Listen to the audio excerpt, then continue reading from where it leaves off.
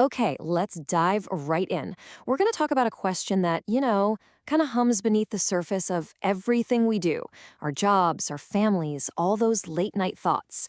It's really the ultimate why, isn't it? What are we actually living for? I mean, really think about it. If success, money, all that stuff, if it were just handed to you, guaranteed, would that finally make you feel fulfilled? Would it quiet that restless feeling inside?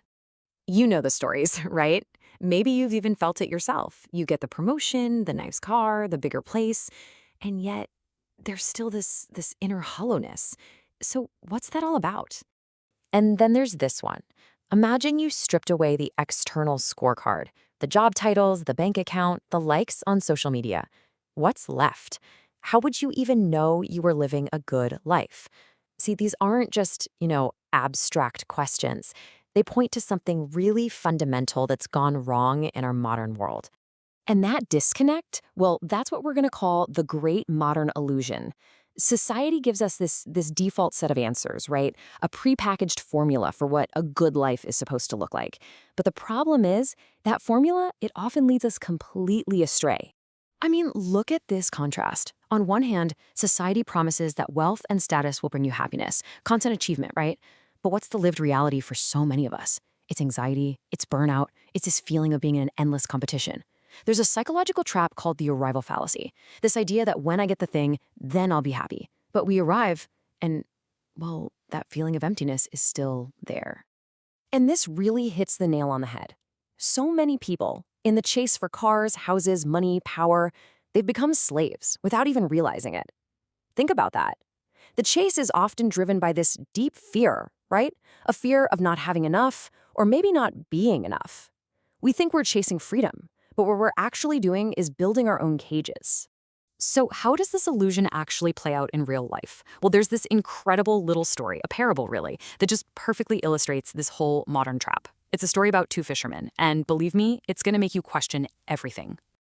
Okay, so picture this. On one side of the beach, you've got the ambitious fisherman. This guy is the poster child for modern success, right?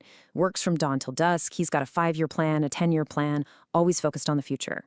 And then, on the other side, you've got the content fisherman. He catches just enough fish for the day, and then he's done. He spends the rest of his time with his family, just enjoying the here and now. Two guys, same beach, two totally different ways of living. So the ambitious fisherman sees the other guy relaxing and says, "Hey, let me tell you my grand plan. It's this whole life strategy built on grinding it out. Step 1, work super hard. Buy a bigger boat. Step 2, use that boat to make more money. Buy a fleet of boats. Step 3, build a massive fishing company. Step 4, retire rich." And what's the ultimate goal? What's the end game? To finally, one day, be able to rest on the beach and listen to the waves. It sounds pretty logical, doesn't it? I mean, that's the dream we're all sold. And here is the punchline. The content fisherman just looks at him, listens to this whole massive, life-consuming plan, and just asks, "But aren't I already doing that every single day?" Boom. In one sentence, he just completely exposes the absurdity of it all, spending your entire life chasing a feeling that was right there available to you all along. So, what that little story shows us is something absolutely crucial. The answer we're looking for, it's not in a better 5-year plan or a bigger boat. It's an internal shift. It's about moving from a life of desperately grasping for things to a life of simply participating. There's a philosopher, Jiddu Krishnamurti, who said it so well. Knowing yourself is the beginning of all wisdom. And that's really the key. The real journey isn't out there chasing achievements. It's in here. Real wisdom isn't about what you own. It's about understanding what's going on inside your own head. Your fears, your desires, all the ways you've been conditioned to think. So let's really break this down. On one side, you have the grasping mindset. This is all about ownership, about control. It's a life of clinging, always afraid of losing something. This is my job. This is my reputation. It's like holding a cup so tightly your knuckles turn white. But then there's the participation mindset. This is totally different. It's about engaging with life, not owning it. You use things, you experience them, but you hold them loosely. I'm using this for now. It's about freedom. And that brings us to a completely different idea of freedom. See, real freedom isn't just having enough money to do whatever you want. That can be its own kind of prison, right? A slavery to your own desires. No, true freedom is an internal state. It's when you're not psychologically chained to your ambition or your fear or what society tells you to be. You can still have things, sure, but the key is they don't have you. Okay, so if we're going to let go of that old grasping model, what do we replace it with? Well, let's pull all these ideas together and build a new framework, a way of living that's all about participation. So, what does this life of participation actually look like? Well, it's built on a few core ideas.